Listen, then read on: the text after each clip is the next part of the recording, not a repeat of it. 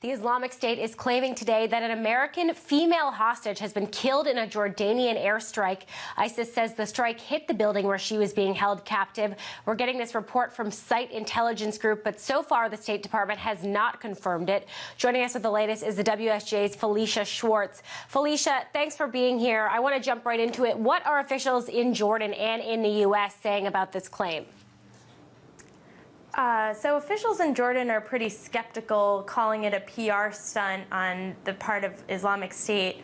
U.S. officials and the intelligence community are looking into these reports, but the State Department, the White House so far say they don't have anything to corroborate them. So right now it's pretty unclear what the status is. So is this a risk for airstrikes? Of course, the U.S.-led coalition is lobbing a lot of airstrikes against ISIS, but is it possible that something like this could happen, that you could inadvertently kill hostages?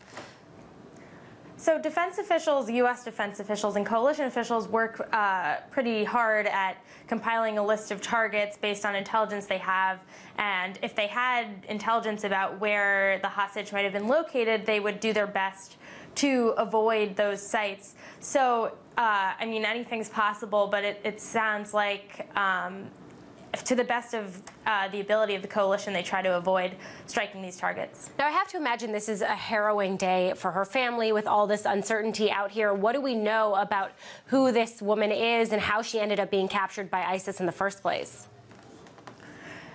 So journalists have been keeping, or news organizations have been keeping her identity quiet for a while, trying to to promote her safety, but now that Islamic State has released her identity, Kayla Mueller, she's a 26-year-old aid worker from Arizona, and she traveled to the Turkey-Syria border region in 2012. She was really touched by the suffering going on by refugees of the Syrian civil war, and she had been volunteering there.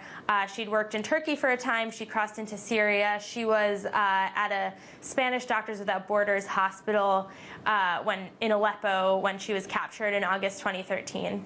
All right, you guys are going to keep covering this and see whether we do get any updates from the State Department. Felicia, thanks very much for joining us.